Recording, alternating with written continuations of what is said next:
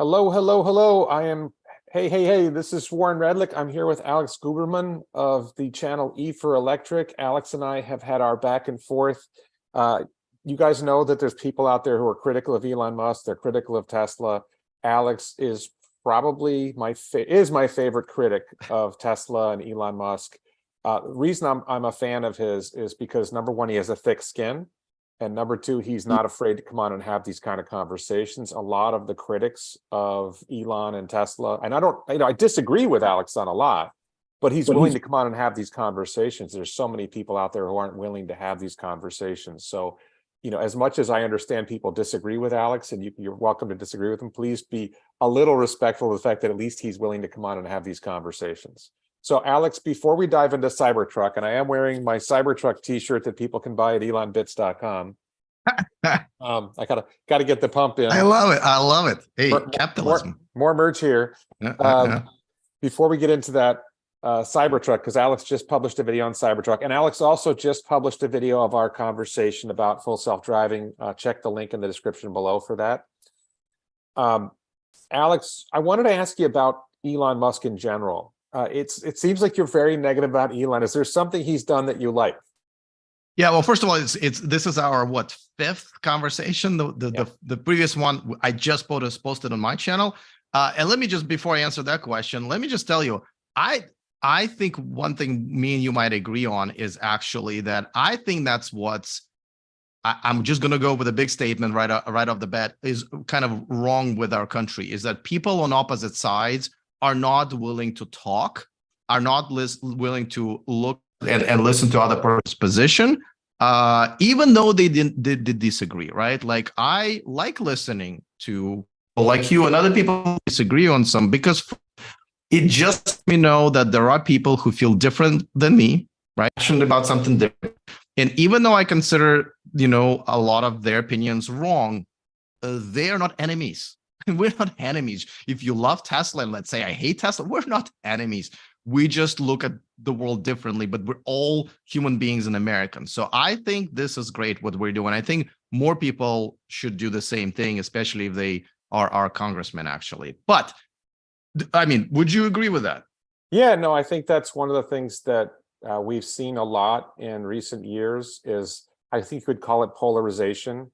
And I would say it's partly that social media algorithms push us to be polarized, and I think the people who are in power in both government and media want us polarized. They don't want us having conversations, because we actually, my personal opinion is that the people in Congress who argue with each other, welcome stinky fingers, people in Congress who argue with each other publicly, they agree on 98% of what the federal government does. They make a big show of the other 2%, and they use that 2% to distract us, whether it's abortion or guns or LGBTQ plus.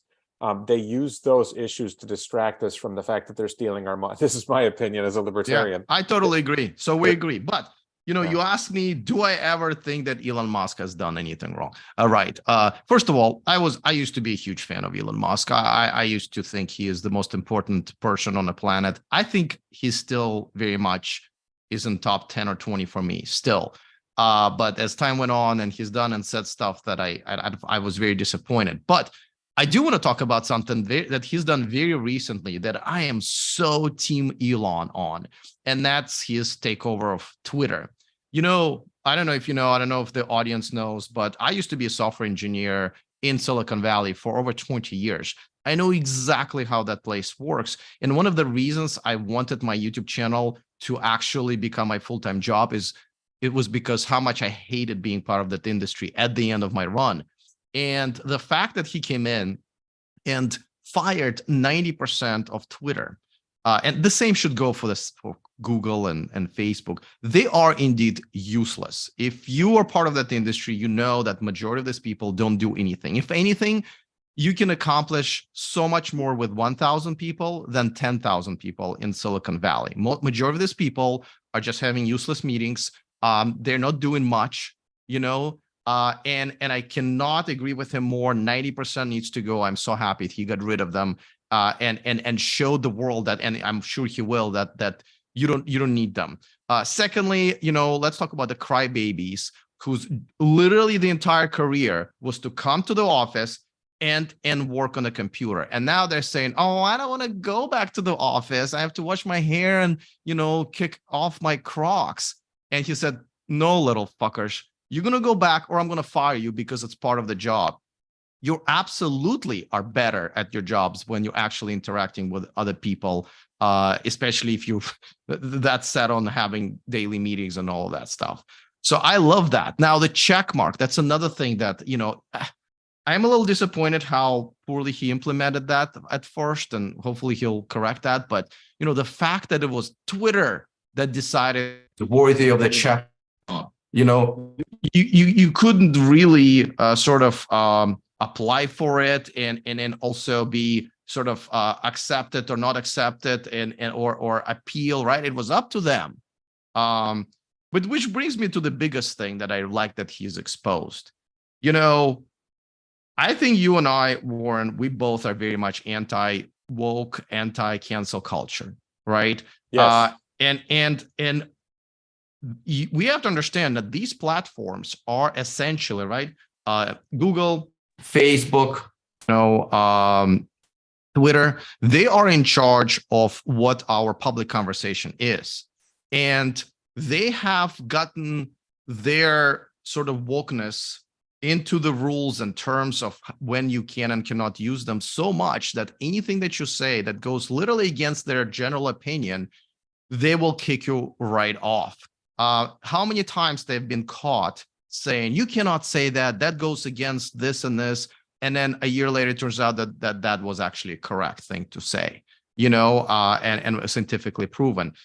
So I am glad that Elon Musk took Twitter over, exposed the bullshit and an entitlement of Silicon Valley that Twitter was pretty much a poster child of, and said, you know what? We're going to bring everybody they've banned, we're going to bring back. Now, am I happy to hear from some of the people they brought back? Absolutely not.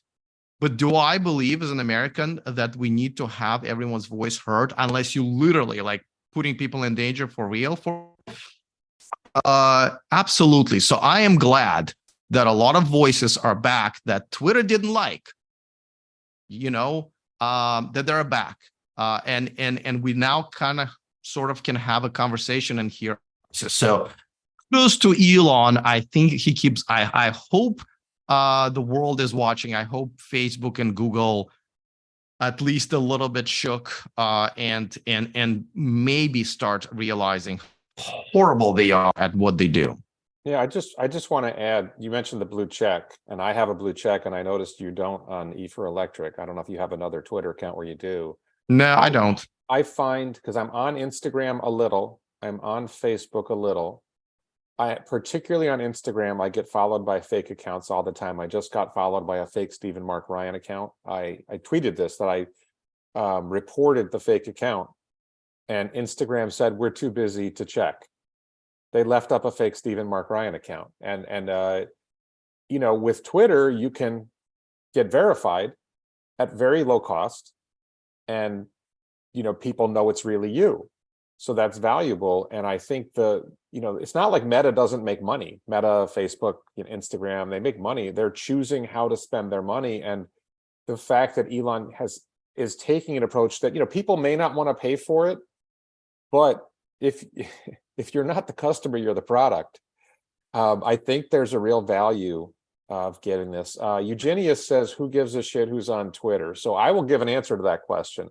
I was banned from Facebook. I have been afraid to talk about certain topics on YouTube because of YouTube censorship. Same. I have a platform. I have another channel called The Daily Lie that's on the Locals platform, which is a free speech platform. I just started taking subscribers on my Twitter account, which is now a free speech platform. I care that there are places where we can speak freely without fear of censorship. And Twitter is that kind of space, and Locals is that kind of space. And YouTube, I'm very careful what I say on YouTube. And I don't think that's good for, not only is that not good for me, it's not good for the audience, that the voices that you're listening to are afraid to say what they want to say. But with that said, you said something like Elon didn't do it well. And I would say, he just the blue check, right? Yeah, well, he just got started. Well, I know, but when you release a product and all of a sudden it can be scammed, right? Like a bunch of people got blue check marks by posing as brands and stuff like that. That was quite bad. Yeah, but I'm it actually was quite fixed quickly. surprised. Huh?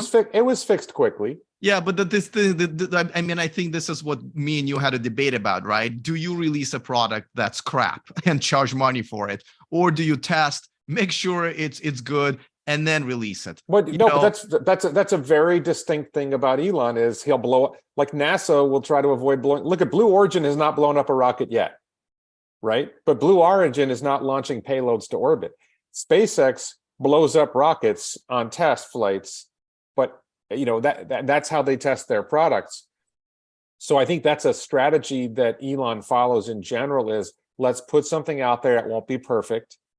And we'll learn from how it goes out there and we'll make it better and we'll make it better. We'll make it better. Yeah, but if it's at a cost, I mean, first of all, it's little cost to people who paid it and didn't get the product they paid for. But also, when you allow somebody to steal your identity, essentially, right? Somebody could have registered it for electric, put a checkbox, and then say, well, some horrible things on my part, like Tesla FSD beta is amazing product, like horrible things, but so no, that shouldn't have been released. I'm actually quite surprised and disappointed that they've done it, enough testing to it was such a simple thing. Like children were able to fool this. But listen, at the end of the day, I love what he's been doing with Twitter and essentially with Silicon Valley entitled mentality. And by the way, I am not a Republican or conservative.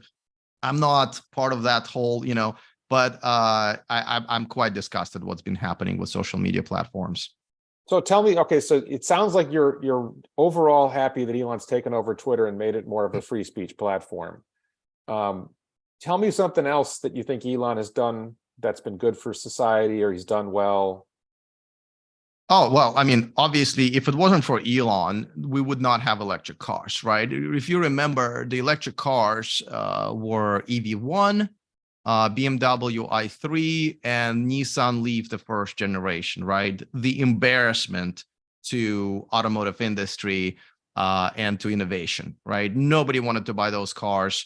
They were crap, and they would have killed the electric cars just on their own by being awful. So Elon came in and proved that electric cars can be just as good looking and actually better in almost every single way. We're still working on some things, right? But so that's number one. Obviously, space exploration. That's not a topic that I'm really passionate about. Boring Company is actually quite interesting because I've used Boring Company a lot when I go to CES and any event at the convention center in Las Vegas. It's awesome. So almost in every single direction that he pulls, it causes innovation. I don't like how he does it. Like how a lot of times he treats customers and people in general, but the fact that he is pulling us, and really I should put pushing us in the direction of innovation almost everywhere, I think that is extremely important. Without him, I wouldn't have my job, by the way. I mean, let's be honest here. I think a lot of times when I criticize him is because, I'm rooting for him and I'm rooting for Tesla, and it pains me to see them going in a such, wrong direction sometimes or do such wrong things. Like, for example, I don't criticize, Dodge much, because my expectations of Dodge are zero. I think it's crap, right? Everything that Dodge ever, I think, done in the last 30 years, shouldn't say ever, has been crap. So I don't bother criticizing Dodge. I'm not rooting for them. I'm not, you know what I mean? But I am rooting for Tesla. I'm rooting for Elon Musk with them. So whenever they misbehave, whenever I disagree with the direction, that's when I speak up, because I demand excellence from people and brands that I'm really rooting for, and I think we need as humanity. Does that make sense? Yeah, the one thing I would say when I see criticism of Elon, I don't like how he does it. Like, okay, well, so I feel like when I say that about somebody else, or when you say that about somebody like Elon, to me it's like, well, what have I done? What have you done? And I know, like for myself, like I've got this idea of starting up a single passenger electric vehicle business, and so far I've done pretty poorly at that. Like, it's not that easy to, it's one thing to have an idea. It's another thing to have a prototype. It's another thing to get to manufacturing. I'm still struggling to get to the prototype stage on something I want to do. And I think, when I see, like, there are critics with much larger audiences like Thunderfoot, and I don't know if Common Sense Skeptic still has an audience, but they make these criticisms like, well, what if you're so much smarter that, like, this is my kind of response to the criticism. I don't like the way he does it. Well, why don't you do it better? I'd like, Thunderfoot, and like for myself, like, I started up a law firm. I started up a couple other businesses, and I know how hard it is. Like, I hired employees in my law firm, and it's hard to be a boss. It's hard to manage things. I think people who are critical of how Elon does things or Jeff Bezos does things or whatever, it's easy to sit in the cheap seats and say, I don't like how he's doing it. Like, well, why don't you show us and do it better than he does it? How do you respond? I mean, what are you doing? Well, this is an easy cop out of an argument, because that means you can't criticize anybody ever, right? Because you essentially, if you're saying, well, if you don't like the way he's doing it, why should you do it? That is a fallacy. For example, I can tell you what I'm doing is my job. Like, his job is to run a car company. My job is to be a critic, right? Like, so I'm doing my job great. He's not doing his job great, right? So everybody has their own role. But just because you're doing something doesn't mean that you can be an asshole or should be an asshole, right? Or you can do it wrong. For example, it's a great idea. Like, I used to volunteer for animal shelters, right? And once I got in, I started understanding how, like, a local animal shelter works. I realized that they're actually not doing things that are good for, animals that they care for. And I started to criticize them. And a lot of times they were like, hey, don't criticize us. We're volunteers, right? And my reply was always like, listen, just because you're not getting paid for it doesn't allow you to do a correct job and put the animals in either danger or some sort of less than acceptable conditions. This does not excuse you. You're either doing your job or you're not doing your job. But if you're doing your job, I think it's reasonable for people to say, can you do it better? Let me give you, I think in the previous debate, I love the sushi restaurant analogy, right? If I come to a sushi restaurant and I say, hey, listen, this is a great restaurant, but I'm just tired of them peeing in my tea, right? Said, oh, well, if you don't like it, why don't you open your own sushi restaurant and don't pee in customers' tea? No, I am quite in a correct position to criticize them, ask them not to piss in my tea. So I just don't buy that kind of a thing. Like, you can't criticize it because you can't do that one thing yourself. There are careers that do nothing but criticizing. That's why we literally have most of the news channels and sports channels. Okay. Somebody asked where you are. Are you in Houston right now? I am in Houston, Texas. I love it here. Just bought a condo. However, I am going to be leaving the United States for the time being and moving overseas. I think. Yeah, we had that conversation. We had a video about that. Check my channel. I think we did that on the Locals platform. So go to warrenredlich.locals.com and go back and check that. Or I think I may have posted a clip from it on YouTube. And you know what? I'm going to release a video in a few weeks about, like, people say, well, if you move into Thailand, how can you report on electric cars? There's none there. And I'm releasing a video about how me being disconnected from the manufacturers, like even physically, like I cannot go to a media event, right, anymore. And it's actually service to my, I'm going to expose what journalists and YouTubers do to get access to those cars and things that they have to say in order to do car reviews, and how much you guys are being lied to. And the reason I know is because I was one of them, right? It's like, if you want to protect your home from being burglarized, you don't talk to ADT, right? You talk to a former burglar who knows exactly how to get into the house and past ADT, right? I'm the former burglar. I used to go to those lavish trips, and the reason I got banned from most of them is that I would go on a lavish trip and still criticize the brand in the car, and one by one, with Volkswagen, Rivian, being and Lucid being up front, I got banned for just basically having an honest opinion. So every time you watch a car review, And I give some examples for Fully Charged, one of the biggest channels in our niche, how they're literally bluntly lying into the camera because there's a beautiful catered meal is waiting for them right behind that camera. And they know that the only reason that they're there is because they said something, did not criticize or had an honest review from the previous media drive. So me being away from all the bullshit of automotive media is going to be a huge advantage to my audience.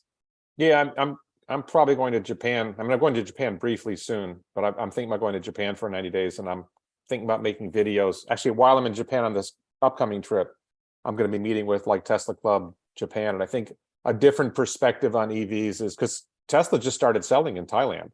Yeah. So it's, you know, it's going to be interesting. Like, I feel like the space of people making videos about this topic has gotten more and more crowded with more and more voices, and I'm happy to have more people in, but it reduces the audience, and maybe I might be able to offer a different perspective by talking about EVs in Japan, or you might be able to offer a different perspective about EVs in Thailand. But with that said, I wanted to ask you about, I want to head towards our main topic, which is Cybertruck. We should. And the way I want to get there is talking about things that Elon has done well or not done well. What are your thoughts about Tesla's approach to manufacturing? That they, the perception, I'll just start with my perception. My perception is that vehicles were manufactured a certain way.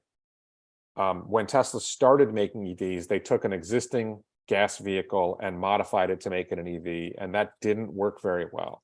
And then they shifted on the Model S to building from the ground up, and iteratively over time, as they do new models, they're within each model, and then particularly when they go to new models, they're coming up with new methods of manufacturing that I think is really revolutionizing how vehicles are manufactured. That's my take on it. What are your thoughts about Tesla's approach to manufacturing, both how they've innovated within themselves and how that compares to how the rest of the industry manufactures? Yeah, so the interesting opinion that I think most in Tesla community have, that what's good for Tesla, how much money they're saving by having a different manufacturing process, right? What's the profit margins and so forth. Now, let me be very clear. I couldn't care less about you people. And by you people, I mean Tesla investors, like, meaning my channel and point of view is, and I will always be on the side of the customer, right? So when we talk about these topics like manufacturing, I will only speak to it, and I will be on the side of the customer. So to answer your question, is what they have done with manufacturing is amazing. It's great. Like with the battery, building in the battery structure to the design of the Cybertruck, the exoskeleton, and a lot of the with the one piece the one piece structures for. All right, it's all amazing and great for Tesla. Right, they're definitely saving a lot of money, and they're building cars faster and better, and it's great. So an investor, you should be very happy.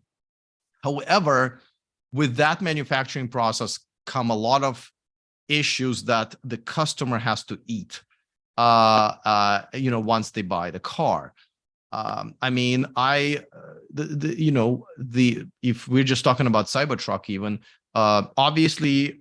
Being in an accident in a Cybertruck is going to cost a lot of money because stainless steel, it's not very easy to work with, right? There's no body shop out there right now that will work on a stainless steel body. It's very difficult.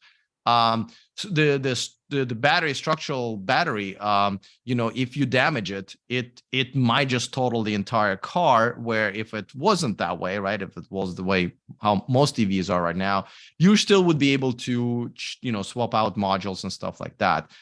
Same thing with this huge parts, like, oh, that's great to have one instead of 50. Well, you damage that one part, the car's kind of totaled, where if you damage, 5 of those 50 parts on that one side, you just replace those 5 parts.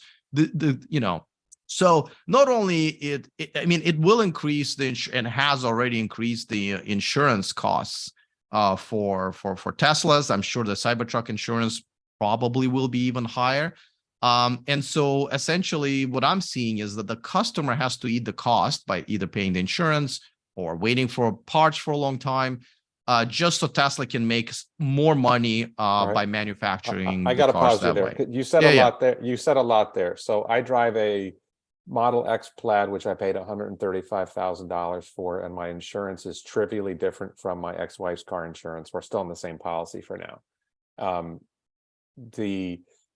It's true that some insurance companies were charging more for insurance for Teslas, and that's why Tesla introduced Tesla insurance. And I've talked to people who are using Tesla insurance and their insurance costs are going down. So I think that's an iffy point that you made. The other point I want to address is, generally speaking, if a vehicle with structural pack gets damaged to the point that the pack is damaged, any other car would have been totaled with that type of impact. I have not heard of any stories of Model X, Model Ys, which the Model Y is the only vehicle, the Texas Model Y is the only one with structural pack, or the single piece castings.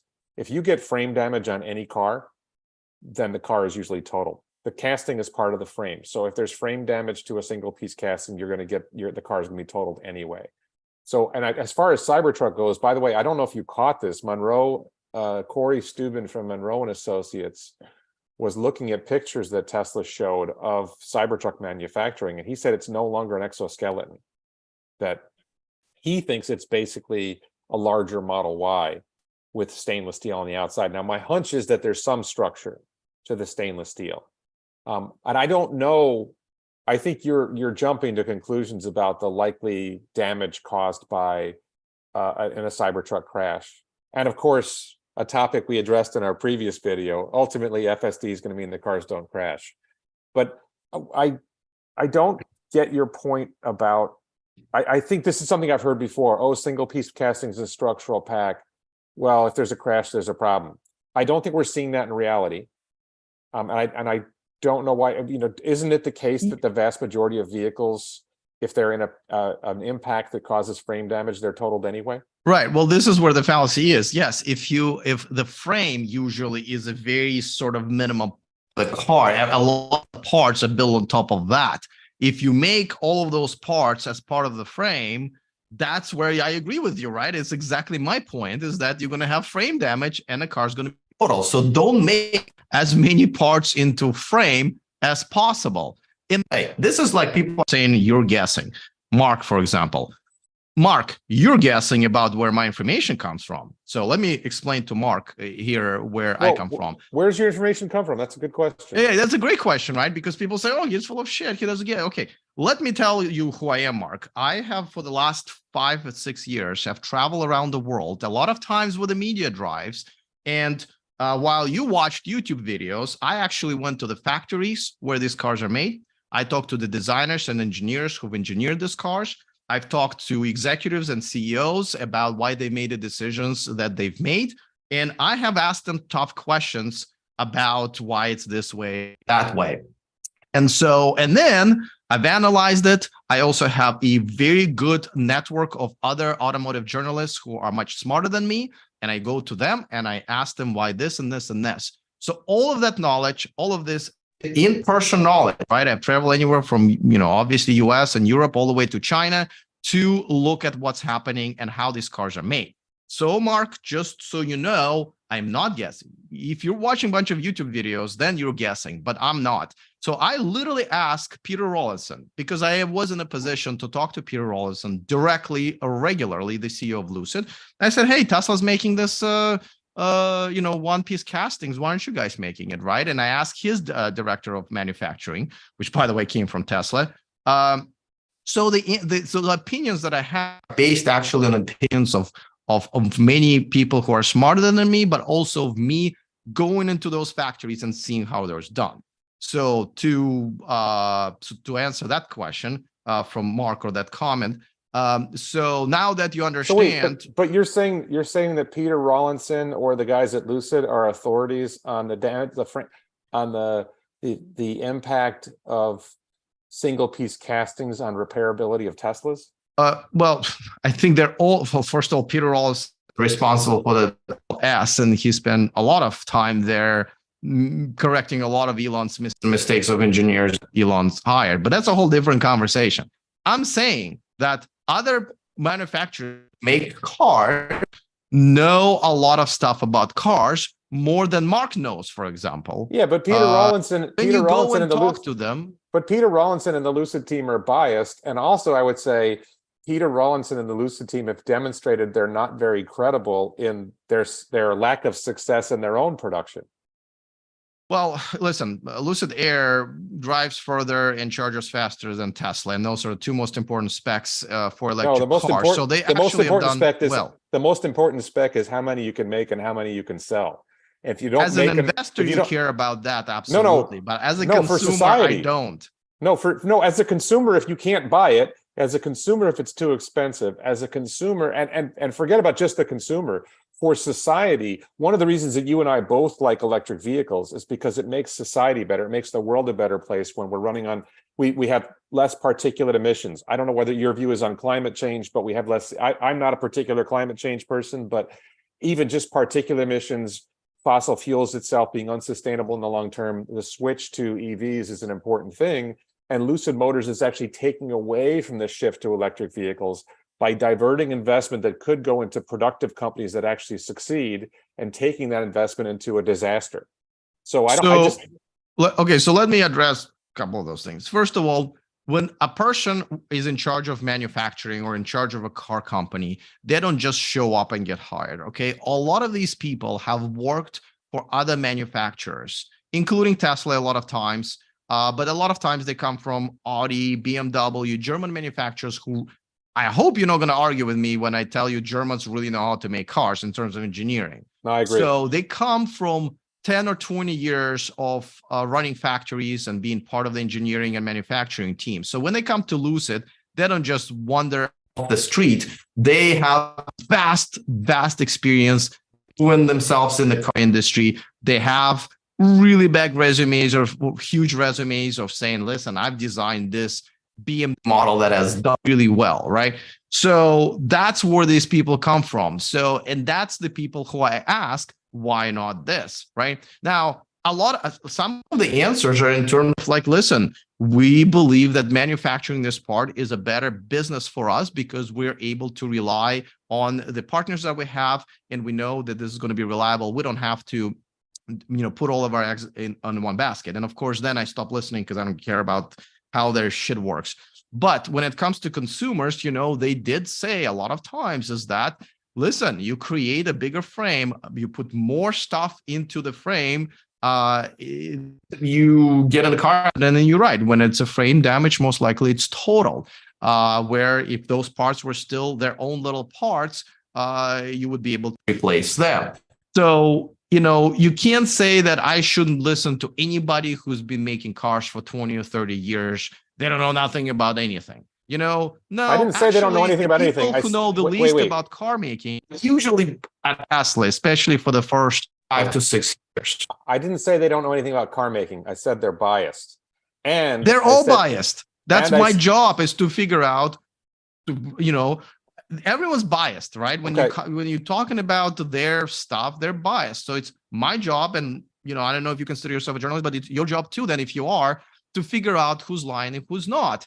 I'm telling you, like, no one's lying here, but Tesla puts more emphasis on being a profitable company and pleasing investors than they put on pleasing consumers. No, but there's an important point here. There's an important point here I think you're getting wrong. Okay, the single piece casting lowers the cost of manufacturing. A lot of things that Tesla does lowers the cost of manufacturing. If they lower the cost of manufacturing, they're able to lower prices and sell the cars to consumers who otherwise couldn't afford them. That's another thing that Lucid Motors is getting wrong. That's something that Rivian is struggling with. That's something that a lot of companies are struggling with. And Tesla is demonstrating we can manufacture these cars at lower cost, and then we can lower prices. And they've been taking a hit on profits in order to lower prices so they can get the cars to more people. So, and there's so it's two benefits are, number one, you're able to lower the price to the consumer, which they have done. And number two, if you have that thing in one piece, it improves, what is it called? Noise, vibration, and harshness. If you have 300 parts that come together and they all have to be put together, there's all these potential failure points. If you have it all in one piece, then you eliminated a lot of failure points. So you've made it less expensive to make the vehicle. You've made the vehicle lighter weight. You've improved noise, vibration, and harshness. All these things are good for the consumer. Yes, it's good for Tesla making money in the long term, but it's also good for customers that more people can afford the cars, and the ride is better. Let's address those two. The number of complaints that I hear from Tesla customers, how many rattles and noises they hear in their cars, is definitely more than other cars. So they have not solved that problem with one casting yet. But if they do, that's great. Are you talking about structural pack Model Y?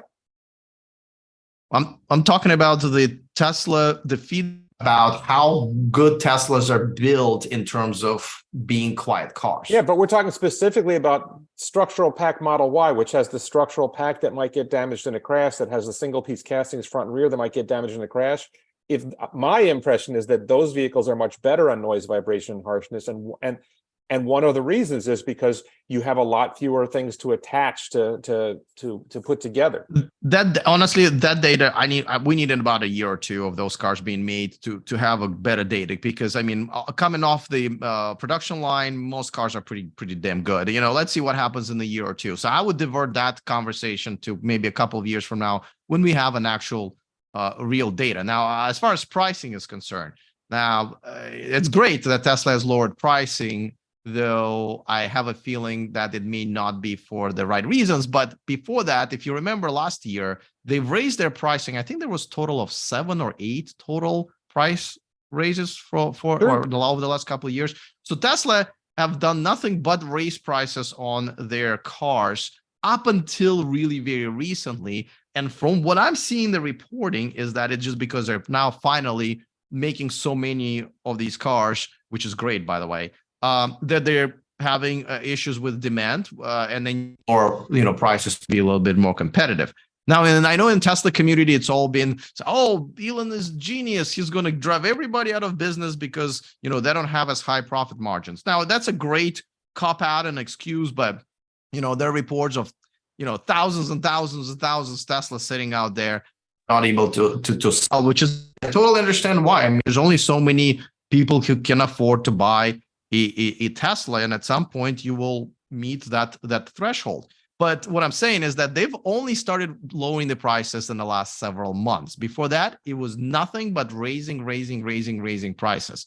So don't tell me about how they care about selling these cars for cheaper their customers. They don't. Then they're lowering the prices right now. Again, we'll have to get more data about it. But I have a feeling it's not because they like you guys so much, because they have to. It's not. I'm not saying they're lowering prices because they like people. I'm saying they're lowering prices, and one of the reasons they're able to lower prices is because if you do single piece castings front and rear, if you do structural pack, if you find ways to manufacture more efficiently, then your costs go down and you're able to lower price. And ultimately, I don't think McDonald's charges a low price for its meals. I'm not even sure people will agree that McDonald's is low priced. They charge low prices so they can sell in high volume to lots of people. That's their business model. There's some restaurants charge high prices and serve a small number of people. So Tesla's aim is to deliver EVs to a much larger population. And by using these manufacturing advantages, we get there. But I want to divert this now back to Cybertruck t-shirts at elonbits.com. Tesla's adopting potentially more manufacturing innovations with Cybertruck.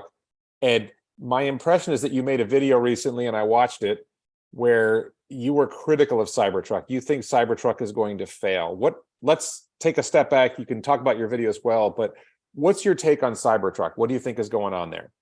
So I'm not saying it's going to fail. By the way, I hope I'm wrong. This is those things I am wrong, but this is one of those things that, and by the way, you just said that there's a possibility that exoskeleton thing is not actually going to be the case, that they're going back to more traditional, right? And this warms my heart, because I'm afraid that Tesla may the Cybertruck may flop and really damage Tesla's future, because at the end of the day, top 3 vehicles that are sold in America are all pickup trucks by far. I mean, they crush everything else just right? Like you just how many trucks we're selling here in the US, right? And they're the 3 trucks that everybody knows about. So if you want to have a successful car company, you have to compete in America with pickup trucks. And my fear is that, once all the Tesla fanboys, the ones that are saying, Alex is BS and Alex, in the comments right now, once those guys buy the Cybertruck, you still have to sell it to the people who actually that I live with here in this, who are prime audience for the pickup trucks. And if you just step outside of Silicon Valley and the Tesla bubble, you see that these people have some very certain requirements of who are they going to give their money to. And I see a lot of things that they want and are used to not being offered to them by the Cybertruck. And if Tesla is not able to at some point, I'm not talking about the next 2, maybe even 3 years, in 5 years, if Tesla is not able to sell these Cybertrucks in like major, like 1 million of them a year just in the US, that will down their progress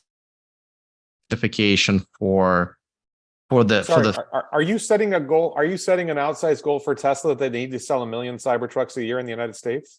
If they want to be number one in that, absolutely. I mean, between the F-150 and the M1500, yeah, that's the type of number. I'm not saying set. I'm just like somebody asked for data. Go Google. We have Google.com and go Google how many of these strikes. Hundreds and of thousands. I don't think. Let's be clear. I think Tesla Cybertruck will sell 1 million a year, but I don't think it has to be a success. I think the vision is if it can sell even 250,000 or ideally 500,000 a year, that makes a dent on the goal. And if it turns out that people don't like the style of Cybertruck, Tesla can always come out and make a more traditional pickup truck. Not to mention that they have Semi, and they may be able to make a downscaled version of Semi to do some of the more heavy-duty pickup truck work. I think they've even hinted that that's going to happen. So I just wanted to clarify that, Tesla has not said that their goal is to sell 1 million Cybertrucks a year. I think you're imposing a goal on them that they haven't set for themselves. I think that will happen. I'm telling you, in order to compete in this market, you'll have to sell a lot of them, because that's what's happening with other brands that are successful at it. So okay, let me just one quick point, because I want to talk about Cybertruck itself. But as I see the future of Tesla, the company, selling Cybertruck is an important thing in the short to medium term over the next few years. The real game changer for Tesla in the future, which I don't think we're going to talk about in this video, is the next generation vehicle that they're going to start making in Giga Mexico, and they'll probably make in other locations around the world. That's going to be the real driver of Tesla's long-term value. Cybertruck, because Cybertruck and pickup trucks in general are largely confined to North America, maybe Australia, they don't tend to make a lot of impact in other countries. I don't think that's a game changer for Tesla as a global player. It matters in the United States, is significant, but if they deliver 1 million Cybertrucks a year, I'm expecting them to deliver 10 million of the next generation vehicle platform a year, and that's just much more important. But let's talk about this. Let me address something that this guy Richard says. I don't know what's wrong with these people, honestly. I literally just addressed what they're saying. So he says, he's talking about issues he heard since he does not have a view into Tesla, right? I literally explained it. I don't know if these are like 5-year-olds and they're drunk that are they're typing this in, but first of all, I have almost 100,000 members of my Facebook groups of Tesla owners, and I look at their posts and their frustrations, their issues, and their joys every day. There's lots of posts. I have my fingers on the community, a lot of posts, because these are the people who are part of my groups. Secondly, as I mentioned it again, I don't know if these people don't have the sound on and they just don't want to hear me. I have a lot of other journalists and insiders in Tesla and just automotive industry who I regularly consult with. So my opinions about this are not like this, what's his name? Little shit, whatever his name is, Richard, right? That he's sitting on a computer watching YouTube videos, and he thinks he can even is qualified to have an opinion, much less attack mine.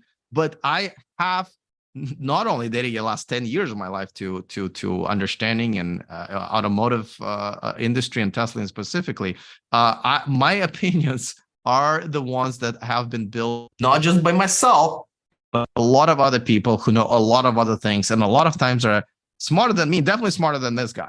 So I just don't know what this is like. I think it goes back to what we started about, right? These people, I'm not saying all of them, there's some of them actually quite reasonable, but half of the people typing in right now, they don't want to have a conversation. They're very happy in the echo chamber. And I know I've heard it's very nice up Elon's column in whatever settlement they live in there. But these are not the people who want to have a conversation, right? They just, because I can see by the comments saying, like, this guy doesn't know anything, no matter what I say, it doesn't matter. I cannot make a dent in their view of the world, which is, the Supreme Eater is good, Tesla is amazing, they can do no wrong, and anybody who says anything negative about them is an enemy of the people. So let's go back to Cybertruck. Why do you think Cybertruck isn't going to be successful? What is it that pickup truck owners want? I'm not saying it's not going to be successful, because also success is very rare. I think the first 2 or 3 years, like I said, it's going to be very successful. You said that truck owners have specific things they want that Cybertruck doesn't deliver. So let's talk about what's something that Cybertruck doesn't deliver that pickup truck owners want. Let's talk about what happens when all of these people who are a huge fan of Tesla is going to buy Cybertruck, no matter what it is. It doesn't really matter, right?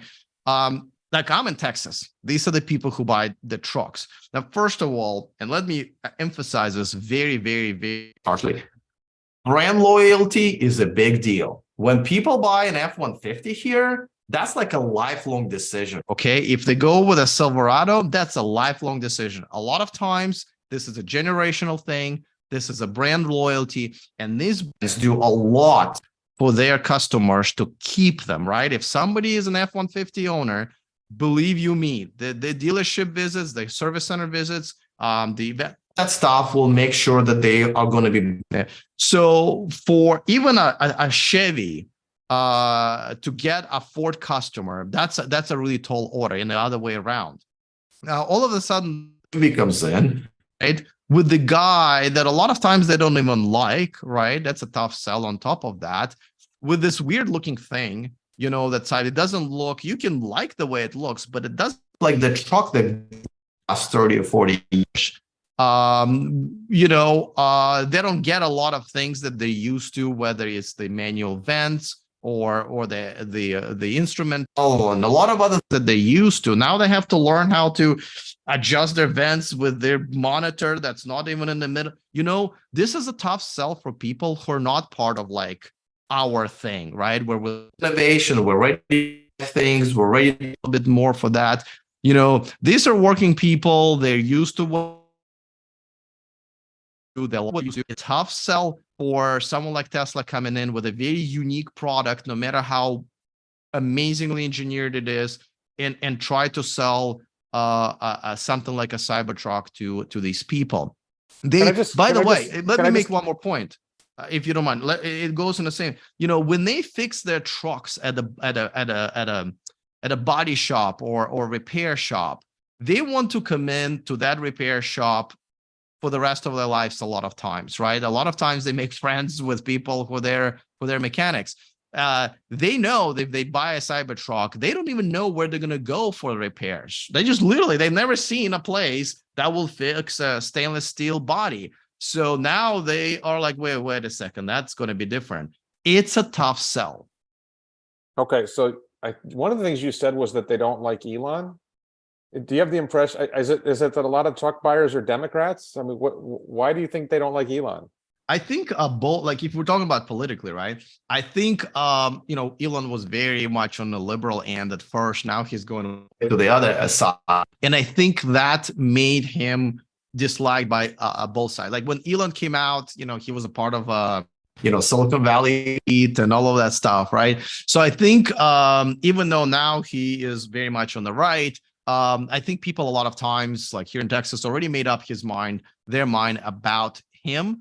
And if anything, they're cautious, right? They're like, I don't know about this guy. He's a software engineer. You're in Houston. Yeah. I've been through Houston. There's multiple superchargers. There's Teslas all over Houston. There's Teslas all over Texas. Model Ys everywhere in Texas. Not and not as much. No, the electric Well, cars not here like is not a thing, California, man. but California was the first place. I know, but I'm just telling you, like, it's a big difference between California, between living in Las Vegas. It's a big difference. There's not that many electric cars in general. And I live in a nice area of Houston, so that's where people can them. You go to the real Houston, like where the average person lives, there are no Teslas out there. I'm sorry. There are That's because Teslas are relatively expensive. The average person doesn't have BMWs. Of course it either. is. I'm just telling you that this is not the place where Tesla is a popular brand or even a thing. People don't think about Teslas here. You know what I mean? Just like people don't think about Ferraris and Lamborghinis here. It's not part of their lives. They do think about their pickup trucks. So that is okay. So culture. I want to go back to a point I asked you about. What are the features that these buyers want in their trucks that Cybertruck doesn't have? I don't think the first point that people are thinking when they buy a truck is, well, when I wreck it, I want to be able to go to my favorite body shop to get it fixed. I don't think that's the first thing on truck buyers' minds.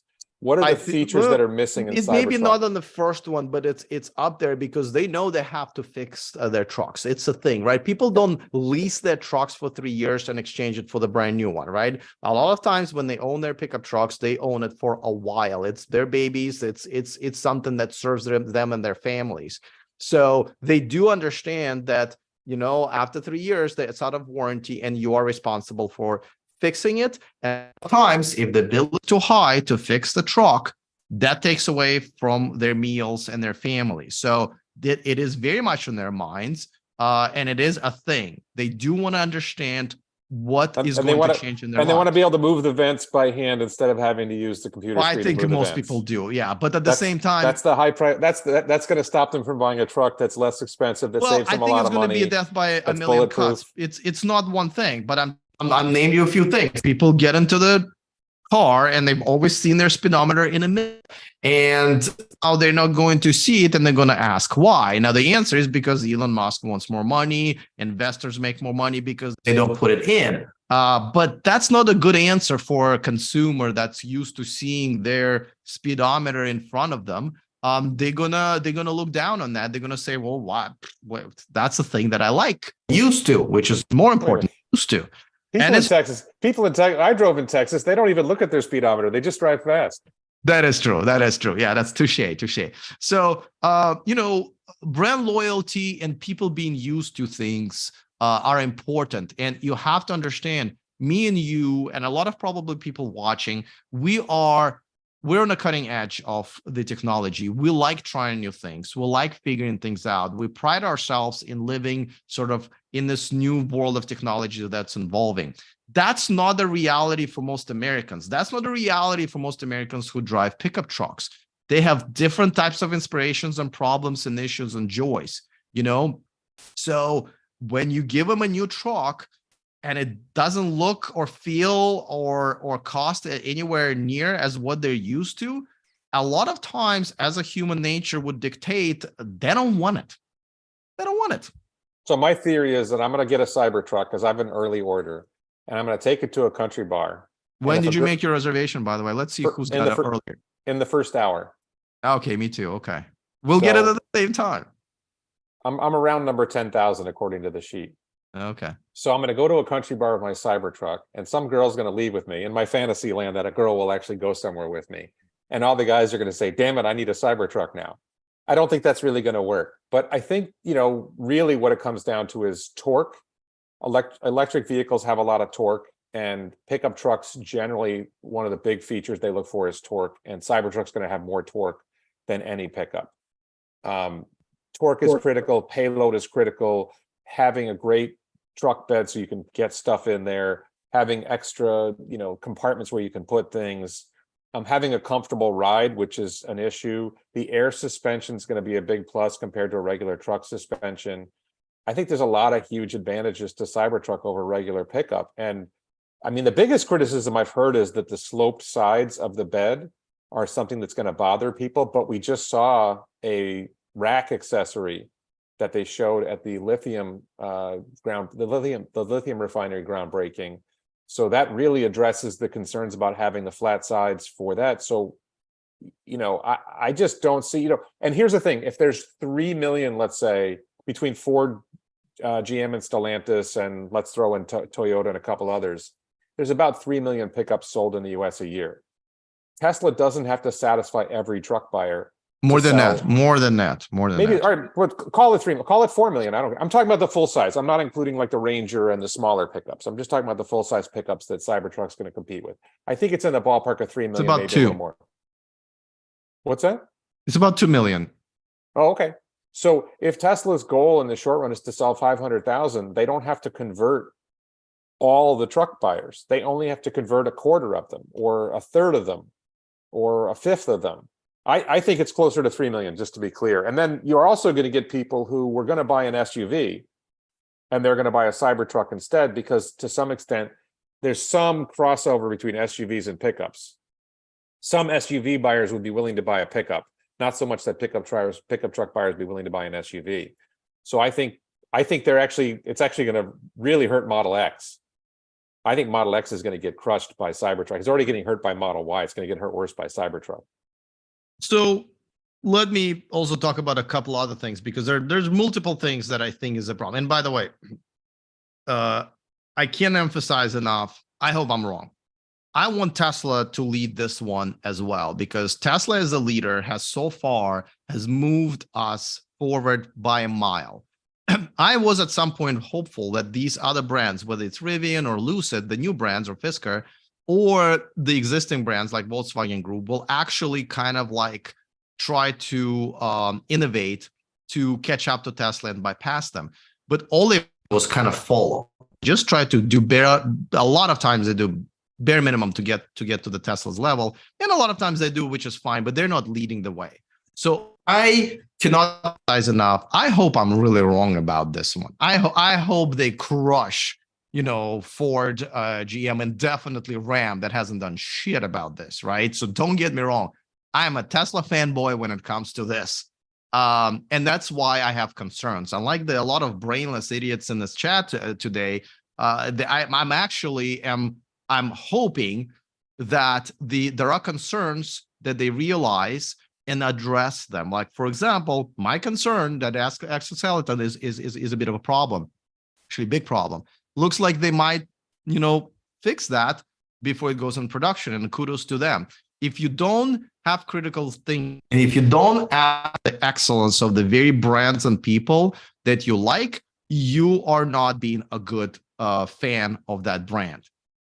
So I just want to say that, just because I now see a lot of musketeers joining the chat. Now, but the other thing that I want to also mention, Denver Oilers seems to like you. Yeah, Denver Oilers in the chat seems to be on your side. Okay, well, that's one. That's probably my mom, who got a different username, and I appreciate it. Hi, Mom.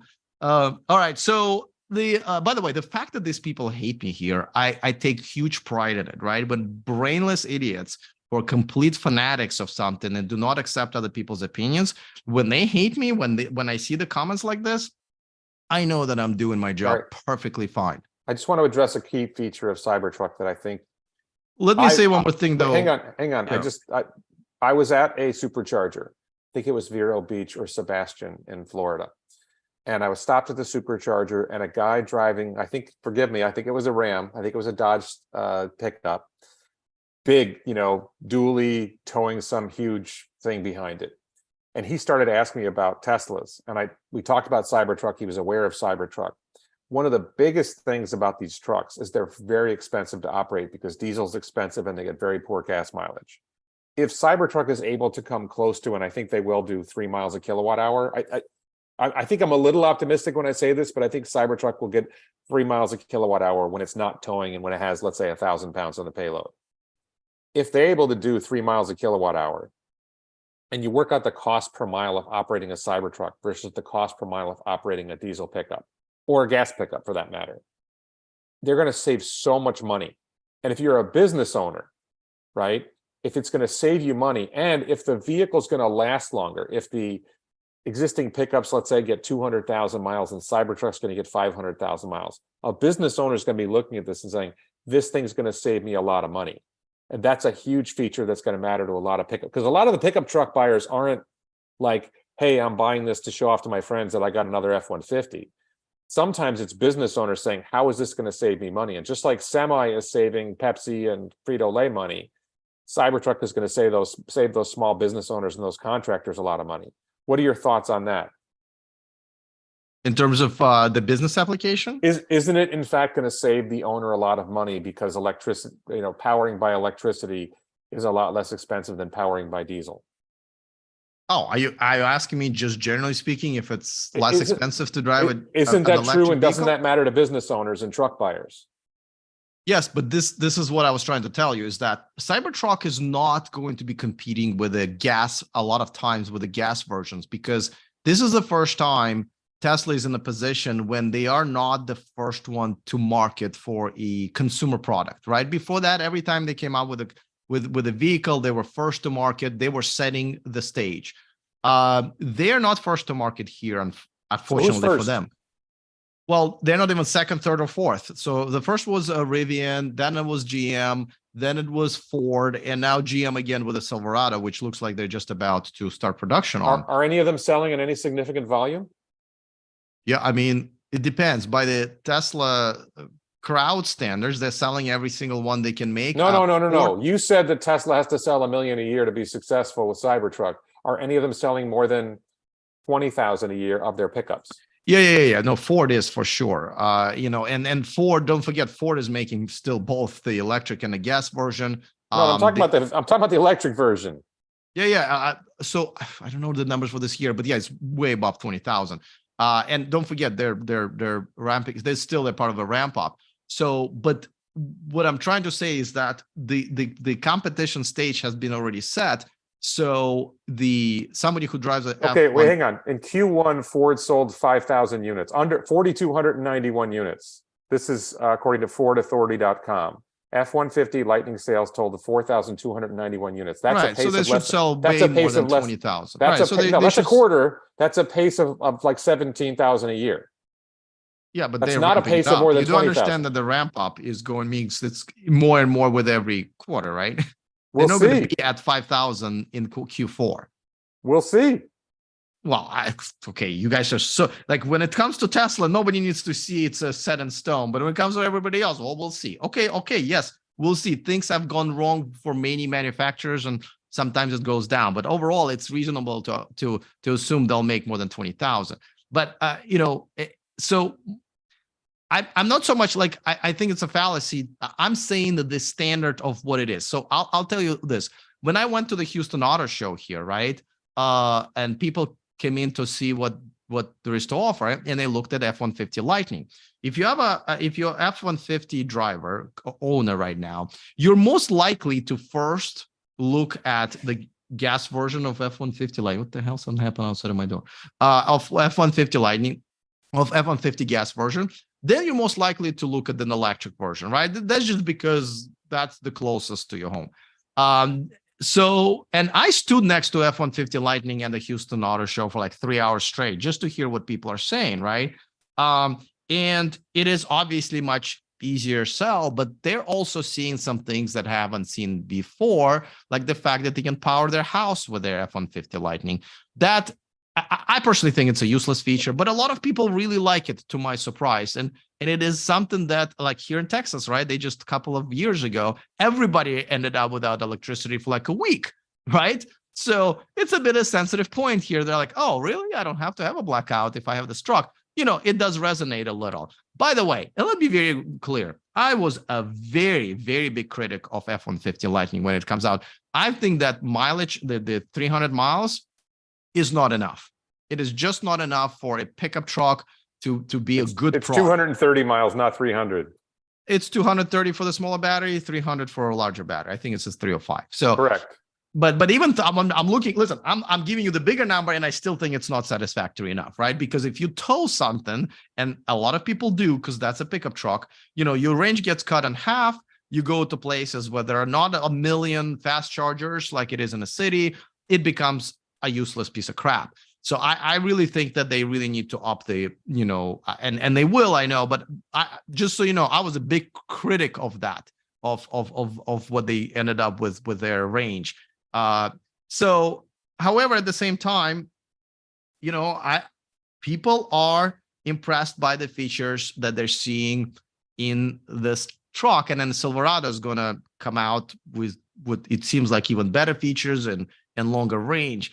So the competition, so the Cybertruck is no longer just like, oh, you can have an F-150 gas version, and then there's Cybertruck. No, before they get to looking at the Cybertruck, they've already seen the F-150 Lightning on the road. They've already seen the Rivian pickup truck on the road. They already know people who own them. They've seen them at the car shows. They've touched them. It's already in their minds. The Cybertruck is late to the party, so they will have to kind of carve its way into people's minds. So it's a bit different than if you're first one to the market and you're the first thing on customers' minds when they're shopping for something like that. Listen, I'm just telling you what the reality is. Tesla is really good at it, so they might actually easily slide through it. I just don't think they will. I think it's a bigger challenge that they've ever had before. Okay. I'm not convinced on that Ford thing. I mean, fundamentally, they have to scale production a lot more than they have. They don't have enough range. I think the thing is, we don't know the features of Cybertruck. That was my last point, but okay. You can make it for me if you'd like. My projection is that Cybertruck will have over 400 miles of range in the initial version, and that's going to matter a lot. And that will mean you'll be able to tow probably 150 miles, practically speaking, which you can't really tow practically with an F-150 Lightning. Right, but Silverado will have 400 as well. So I think range is something that Tesla should easily be able to compete with them, because I think range matters in a pickup truck more than it matters in a regular passenger vehicle. So that's where Tesla should have a huge advantage, right? Unless Ford starts really upping their range, in a couple of years, they might have a really hard time making a case. They can't, because they don't have the efficiency. This is one of Tesla's big advantages. This is why weight matters. This is why manufacturing matters. This is why innovation matters. If I'm correct, and Tesla is going to do 3 miles a kilowatt hour, I don't think Ford can even do 2 miles a kilowatt hour. If they have to cram these large battery packs in, which makes the vehicle heavy, and it makes the vehicle cost a lot more because you have to get all these batteries. They can't use if you're going to do a 150 or 200 kilowatt hour pack, like I think the GMC Hummer, isn't the Hummer like 200 kilowatt hour pack or something like that? Yeah. You're going to do this huge battery pack. You can't squeeze lithium iron phosphate 200 because the volumetric and weight doesn't work. The volumetric energy density and gravimetric energy density doesn't work. So you have to use nickel-based cells. It gets very expensive. So you end up with like a $40,000 battery pack in your vehicle, and now you can't deliver a vehicle cost effectively. Where Tesla, because number one, they're manufacturing their own batteries, and Cybertruck will probably be using Tesla 4680s. They're getting the cost down. Their batteries are made in the United States, so they're getting an IRA tax credit. There's all these advantages to Cybertruck that's going to mean they're going to be able to deliver pickup trucks in much higher volume at much lower cost, with greater range, with better towing, with better payload. So a lot of the features that truck buyers want, Cybertruck's going to have. And your best complaint is, well, you can't adjust the vents. I mean, that's not my best complaint. Come on. Warren, you're being unfair. First of all, a lot of stuff that you're saying right now, you don't know, nobody knows. We don't know the range. We don't know any specs. Literally, there's no specs. So telling me that the Cybertruck is going to be better than Silverado is ridiculous, because we don't know what it's going to be. You relied on sources, so I have a source. Okay, and my source tells me that Cybertruck is going to have a 140 kilowatt hour battery pack. And I have done analysis of what I think Cybertruck's likely efficiency will be. And that's based on my understanding of my own Model X, which is the closest comparable vehicle to Cybertruck from Tesla, which has 3.3 to 3.4 miles a kilowatt hour range. The long range is 3.4, my Plaid is 3.3. With the efficiencies that we expect Cybertruck to get from 48 volt and 1000 volt architecture, when you put all that together, it's a reasonable projection that Cybertruck will get 3 miles a kilowatt hour or close. And with a 140 kilowatt hour pack, which I'm saying my source on the 140 kilowatt hour pack, I don't like to rely on sources like this, but this is someone I know personally who spoke to someone deep inside Tesla who knows better than pretty much anyone else at Tesla what the Cybertruck pack size is going to be. So 140 kilowatt hour pack, 3 miles a kilowatt hour, that's 420 miles of range. Listen, here's the thing. I have a great source of Tesla too. His name is Elon Musk. He lies to me all the time about what's going to happen with Tesla. So listen, you guys are you're the kings. The Tesla community is a king of saying, if it doesn't exist, we shouldn't be talking about. Lucid doesn't exist. So you know what I mean? Listen, Cybertruck doesn't exist yet. There are not even specs on the site. So you can't tell me it's going to go further. So let's not talk about something that's not yet reality, which is okay. Listen, I'm not we're talking about Cybertruck. Wait, we're talking about Cybertruck. You made a whole video about Cybertruck. Why'd you bother making a video about Cybertruck if it's not yet reality? But I didn't talk about the age. I wasn't talking about the range. I was talking about things that I starting to understand about the actual average American. Now that I live in average America and drove through America, I'm telling you, the journey from the computer screen of someone who is a pickup truck driver all the way to a Tesla dealership is so much longer to back to the Ford dealership or a GM dealership or a Ram dealership. I'm telling you, you don't realize just because one thing is better than the other, it doesn't mean that people will actually buy it. I'm trying to tell you this. Sometimes better specs are not better for people who are used to something else. This is something that is just basic UX 101. Okay. And I hope you agree with me that math and reasoning does not always yield the results that they should. I'm telling you, if someone's driving a Ford F-150 right now, it is much harder for him to go and try to and for Tesla to convince them to buy a Cybertruck, regardless of all of these specs that are. Wait, why wasn't this a problem with every Tesla model that came before? Why wasn't this a problem getting Camry buyers to buy a Model 3, getting Highlander buyers or BMW buyers to buy a Model Y? This is a fantasy problem that you have that people will resist to those change. I'll tell you why. First of all, don't forget, Tesla was first to market. That's a huge deal with this. Secondly, it had no competition. And thirdly, those cars looked and felt like the same. Like a Tesla Model Y crossover feels and things are pretty much the same as in a gas crossover overall, right?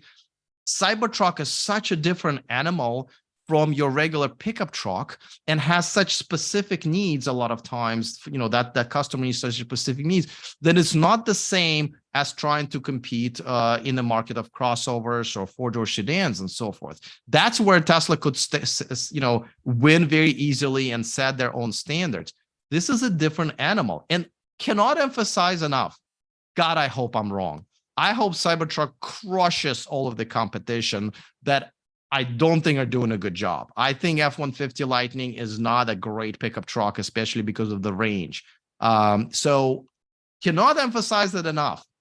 My concerns are just that, concerns. And I hope Tesla addresses them before they run out of Tesla fanboys who are buying the Cybertrucks, okay? I hope they keep bulldozing over the industry until the industry starts doing something about it and starts innovating and starts competing. Cannot emphasize it enough.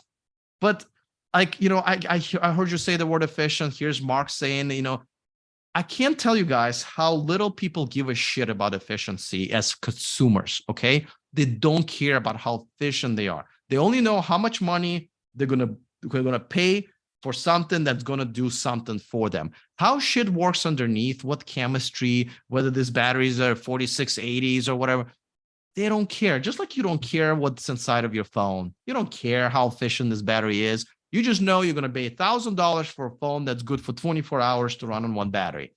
No, but the efficiency matters because if it's not efficient, you only get 6 hours. If it's efficient, you get 15 right, but hours. what I'm saying is what matters to them is the 6 hours thing, not the efficiency. If you're able to jam 5 times as many as inefficient batteries in this phone to make it last longer, and it's not that much heavier or maybe the same, they don't care. That's what I'm trying to say. John, the word efficient is not ever on the, like you go to the auto show, you go to the dealership, no one fucking ever asks, I'm sorry, how efficient is this truck? No, That's not what customers think about. That's only for us nerds to talk about. Well, But it people does not care about gas mileage, and John asks, what do you think about Cybertruck's drag coefficient versus the standard pickup truck design? Say it again. I'm sorry, I couldn't hear you. John asks, what do you think about, please, he says, please talk about the drag coefficient and the difference between Cybertruck and the standard pickup truck design.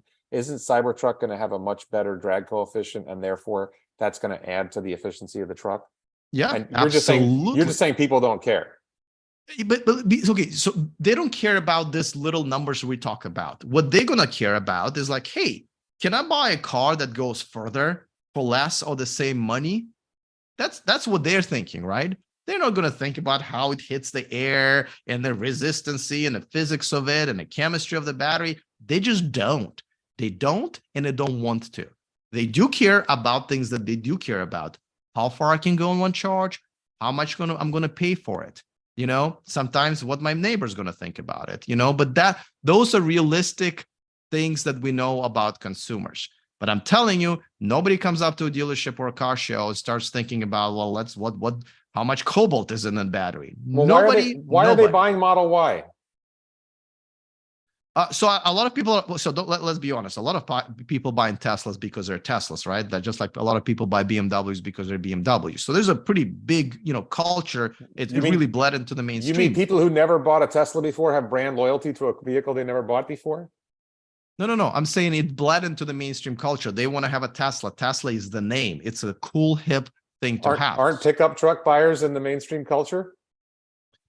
Yes, of course. No, listen, we're all in the mainstream culture, right? But I'm just saying that it's much easier to win the mainstream culture customer in a passenger category than a pickup category. I'm not saying it's impossible, but why they're buying it? Because the Model Y is much better in many ways that other electric cars can compete. Now, it doesn't mean that, like I just made a video why some people would buy a Mustang Mach-E over Tesla.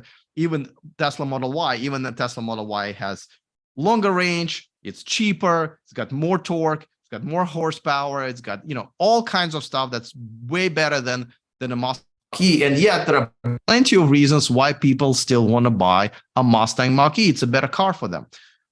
So that's why, so it's and I love it, by the way. No, but why are they buying a Model Y over buying a Toyota Highlander that's hybrid or gas? I mean, if it's hard for people to shift over. Well, you're saying, oh, they're going to buy a Mustang, they're going to buy it over a Mustang Mach-E because it's better. But if fundamentally, if Cybertruck is better than a diesel pickup, then people are going to buy it. Yes, except for it's not yet. And again, better. Let's not talk about this vague terms. Better. What's better? What's better? More torque, more practical in a variety of ways. Costs a lot less money to operate. Bulletproof, faster, better acceleration. I'll give you a good example. Listen, I'll give you a good example. My car insurance. I'm with Farmers right now. It's more expensive than most car insurances. And I know every year when I renew, I know I'm paying probably 20 or 30% more. However, so some people might say the other insurance is better. Geico is better because it's cheaper, and that's all I want out of my car insurance. But my thing is that when I have a car accident, every time I called Farmers, they took care of everything. I didn't have to do anything. My car just magically fixed itself almost, right? And to me, that's more important. Now, who is right here? Me, the guy who just would rather pay more money, and what's better for him is how much they take care of me when there's an accident, or the guy who says, listen, I'm on a budget and I'd rather deal with more crap when it happens once in a while, but I really need a better budget. You just made a huge mistake. Why? Well, Geico has more customers than Farmers by a lot. Could be, yes. I'm trying to prove that exact point. If you're saying that better is different. If you're saying that Ford is going to capture the high-end customers who are stuck on their brand and believe they get better service from Ford, and Tesla's only going to get all the Geico customers, which is, I think, one of the largest car insurers in America. No. I'm okay with that. This is not a comparison. This is an analogy. Do you I know it's a pretty weak analogy for your point. No, my analogy, no, it's not, because my analogy is something that's better for one person is different what's better for the other person. That's all I was saying. There was no comparison here. So you're trying to tell me I'm comparing is Tesla, in your analogy, is Tesla Geico or is Tesla farmers? It's neither, because it's not a comparison. It's an analogy. Analogy is not a comparison. You're not supposed to draw the parallel. It's to make a point that what's better for one person is different from the other. You like long legs. I like big booty. Okay. What's better for you? Long legs, for me, big booty. Okay. So, by the way, I'm probably not even far off, right? So, what I'm saying is that better is a very dangerous term. I'm telling you what's better for some people with Ford is that they know what the buttons are. Like the end, or they're buddies with their mechanics and they know the mechanic will always take care of their car. Like you can't argue with that with your efficiency and mileage, even if you're right. That's all I'm saying. Let me just address something. Okay. George or Jorge Sinstron just said 420 mile Cybertruck is not good enough for me. That means it's really closer to 350 to 370. Once you have a 500 mile EV, you'll never go back to anything less. So let me just say this. I've advanced this theory based on my analysis, 140 kilowatt hour pack, 3 miles a kilowatt hour, that Cybertruck's going to have about 420 miles of range. 420 being a particular guess because, Tesla community loves the word 420. And I've gotten a lot of pushback from Tesla fanboys who say, no, it has to have 500 miles or I'm not buying it. And all I'm saying is, look, the 2026 Cybertruck, there'll be a 500 mile range. Now, like I could be wrong, right? But my gut hunch is my well-reasoned analysis, I think, has led me to that the initial Cybertruck will have 420 miles of range. If your order comes up and you're not satisfied with 500 miles of range, then feel free to decline, and Alex and I will get our Cybertruck sooner. We're okay with getting our Cybertruck sooner. If you need to have 500 miles of range, look. Tesla didn't deliver the Plaid Plus with 500 miles of range. They didn't the Plaid S Model S Plaid Plus. They didn't deliver the Roadster with 600 miles of range yet. If you're not satisfied, they just lowered the range of the Model 3 long range, which shocked me. If that's not satisfactory, it's fine. There's plenty of pickup truck buyers who will be satisfied with 420 miles of range. So Warren, let me just. One thing is so I kind of agree with the 500 mile range, because the way I look at the pickup truck range is different. Because when I look at the pickup range, I'm assuming that someone who is using a pickup truck as a pickup truck, not just as a big bulldozer to drive, on the main street. Even though I know that's a lot of people use it for, but I imagine somebody towing their trailer, right, and having a couple of jet skis in a bed, and that cuts. How far are they going? Well, so hold on a second. So that cuts the range by half, right? So how far are they going? I would say people go about 2 hours away, right? Like if they're going to go 120 miles. Huh? 120 miles. Okay, well, I say 200. Okay, so fine, 120 miles. 2 hours. Right? They're not towing at 100 miles. They're not towing at 100 miles an hour. Fine, 120 miles. So for me to go somewhere 120 miles, where I know very unlikely there's going to be chargers, I might want to go off-road, that even screws with the range even more. So now I need to have 240 miles of realistic range, right? Plus whatever fuckery I'm going to do over there off-roading. So wait, hang on. Okay, this is the time of I'm sorry, I'm having the argument with you now that I have with Tesla fanboys who are unhappy with 420 miles of range. What you just said, 500 miles of range wouldn't be enough either. And second of all, why is there no charging where you're going? No, I didn't say that. I say 500 would be the comfortable number. No, that wouldn't, because if you're going to go 240 miles round trip with towing, 500 miles range won't be enough, because you're not really going to charge up all the way to 500 miles, and you're not really going to get half. You're going to get, maybe 40% range at best. So 500 miles range doesn't cut it. You get either. about 50%. So yeah, no, that all adds up to about 500 miles, a little bit less than that, right? That's why I'm saying I feel 500 is a minimum number. What percentage of customers are buying a pickup truck and they're towing heavy stuff that's not aerodynamic, and they're going to 120 miles each way to places that don't have charging? That's a very, very small subset of truck buyers. I'm not saying that there aren't truck buyers who say, well, that doesn't meet my needs. Fine. There will be a subset of truck buyers that won't meet their needs. Tesla's not trying to sell 3 million trucks a year. They're trying to sell 500,000 trucks a year. And a lot of people get their pickups and they drive to the grocery store and they drive to the mall and they drop their kids off at school, and they occasionally tow something 20 or 30 miles, maybe 50 miles. 420 miles of range is if you're going to tow your boat to the lake and the lake is 50 miles away, you're fine. If you need to go towing, if you need to buy some truck that's going to let you tow 300 miles without charging, then yeah. But even then, like the diesel pickup won't do that either. Well, listen, by the way, we're not disagreeing that much on this. Like, I agree that majority of pickup truck drivers are not using pickup trucks as pickup trucks. Like, I agree with that. That's a reality, right? But I'm just saying, like, in a perfect world, like I'm judging a pickup truck, you know, in the world where it's being used to its kind of maximum capacity and usage, which I agree with you is maybe 10 or 20, 30% of people. But nevertheless, to me, I understand when somebody says, for me, I'm assuming this person said it because they actually do probably, you know, haul stuff or have trailers and stuff like that, or go camping, right? And some people go more than 2 miles. I mean, I just, you know, I said 2 hours sounds like, you know, average, right? But some people go like really, really across the state to a state park or whatever. That could be longer, especially in a state like California. So I'm basically saying that if you're making a product that's a pickup truck, I would like to see that product to do everything that a pickup truck should. Now, is it my big concern? No, I haven't really mentioned range that much, right? I just thought 300 is too low for Ford, you know, with 230 being the lower model. But overall, I don't think that's not my main concern for and really a concern about the Cybertruck. So I'm not disagreeing with you. I just think this person might have a point because they might actually need to use the pickup truck as a pickup truck. That's all I'm saying, really. I don't have a pony in this race. Okay, so I think we may have killed the horse. Did we? I think the horse is dead, and we've been beating it for a while. Yeah, I think is there so. anything Yes. before we wrap up? I just want to ask you: is there anything else, any particular insights you feel you have on Cybertruck that that we haven't covered already? I don't have any insight. So here's the thing. I hope they make changes, like, for example, what it looks like Corey saw.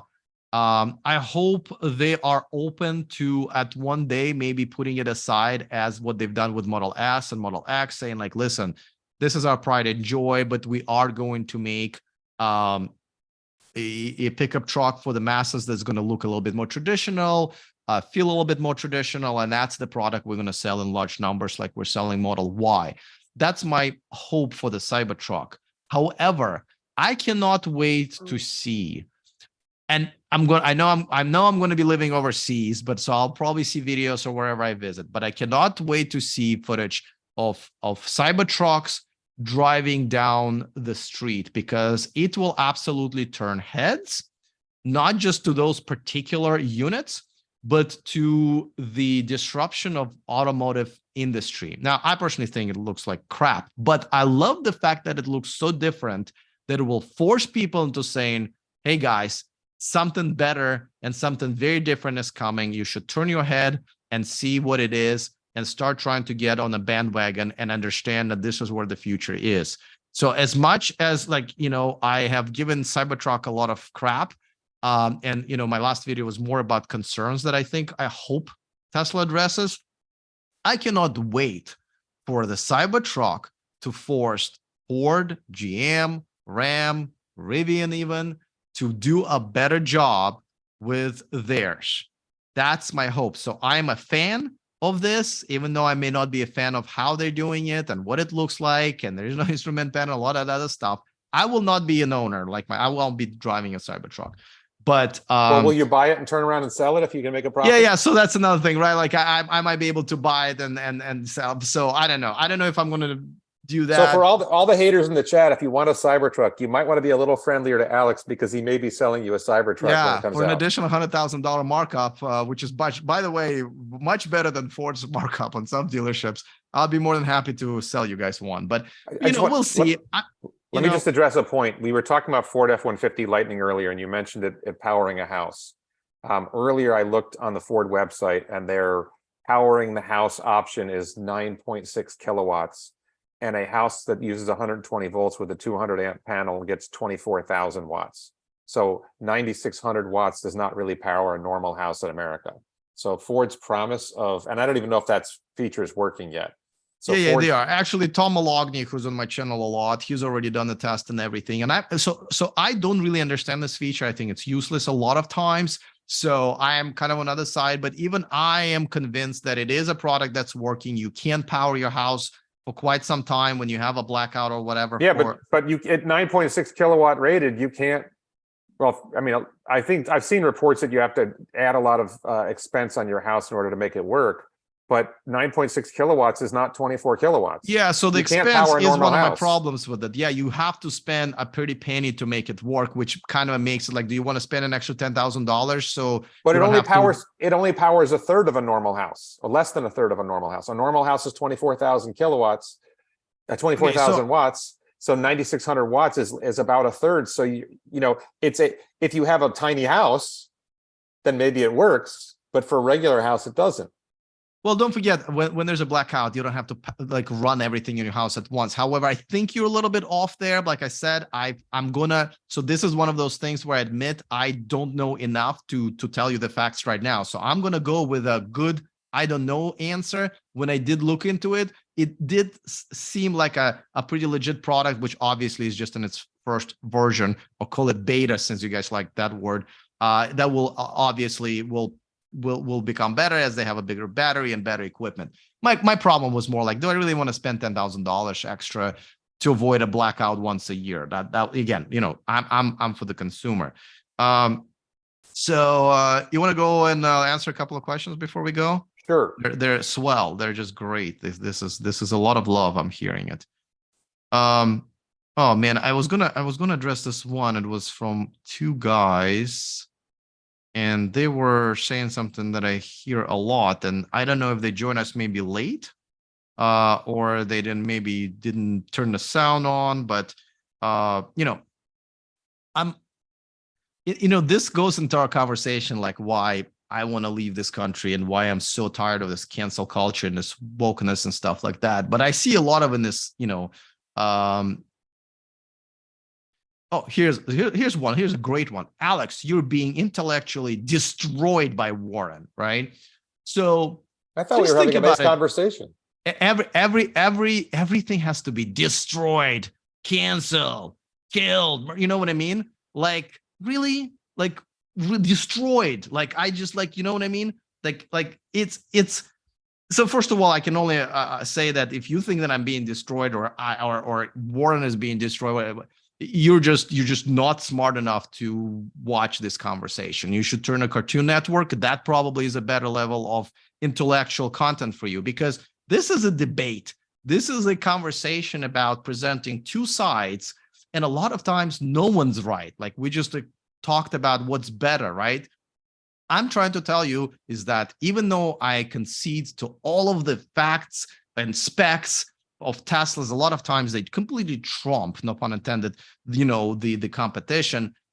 The people, the way people are made, the people that I see that are on the streets, they will still not buy a Tesla for completely different and what probably seems like unreasonable reasons for you.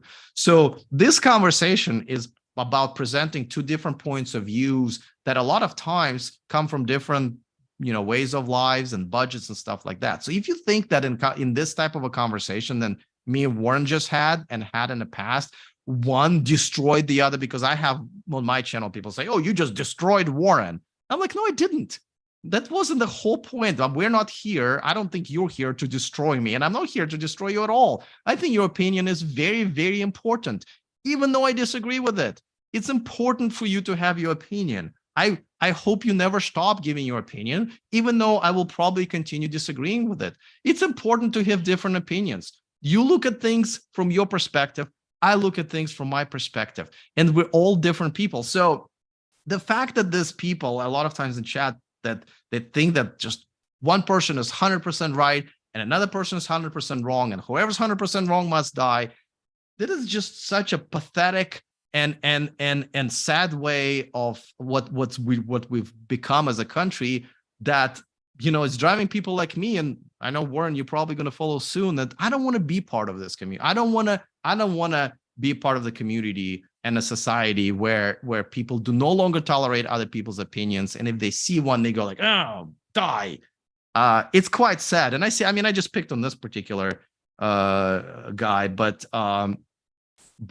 it's unfortunate how our culture has become this way. I'm heading to a culture where number one thing that you give to another human being just because they exist is basic courtesy and respect. And just judging, just scrolling, looking at the comments, and I understand this is your crowd, and I don't expect that much, love here. It's quite sad. I hope it makes you sad as well, Warren. And I know it's your crowd, but man, I'm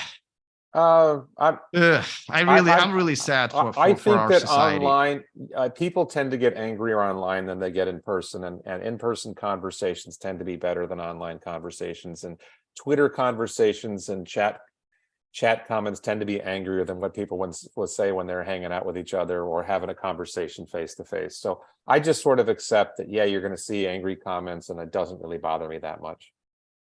I honestly like the comments don't bother me. What they represent bothers me. Like I don't care about this little shits at all. Like I don't know them. I can only imagine they're sitting in their mom's basement and typing this thing, and they think they know everything because they've watched YouTube videos of other. I get it, and I have really zero reason to respect what they're saying. But what I'm sad about is that represents how our country has been operating lately. And God, man, I hope there are more people like us who are willing to accept each other's different, opposite opinions and still have a conversation and then grab a drink afterwards. You know what I mean? Yeah. Well, let's talk about that later. But I think what we're expecting is that Cybertruck will start deliveries in the fall. Maybe before the end of September. My gut hunch is, with Elon's 2 weeks, it'll probably be October or November. But if they deliver Cybertrucks before the end of the year, we'll have a much better idea whether it's something that people are going to want. We can talk about it then. And with that said, I need to get moving on with my life because I got stuff I got to do today. So I want to thank you, Alex, so much for coming on the channel and having this conversation with me. Everybody, I know some people are angry, but please check the links below in the video description. I've got a link to Alex's channel. I got a link to his recent video of our conversation about full self-driving beta, which I think was a really good conversation. It was. So we have one more to publish next week. And by the way, if you want to submit more shitty comments about me, you can do it on my channel with a video that I just made with Warren as well. So see you guys here. I just put a smile on your face for the rest of your day. Yeah. So with that said, I want to thank everybody. Please check out the merch, the Cybertruck t-shirt, lots of other t-shirts, and the Tesla stainless steel water bottle, and the Elon stainless steel water bottle at elonbits.com. Please support me on the Patreon. Do you have a Patreon? I do, but I don't even. Okay. I don't think it's alive. Check me out on the Daily Lie on warrenredlich.locals.com. Please check out my other videos. Check out Alex's videos. Please like this video, share, and subscribe. And thanks everybody so much for watching. Don't leave yet, Alex. This was a lot of fun, Warren. I can't wait to do it again. Thank you. So, all right, we're off there. I'm going to stop recording here.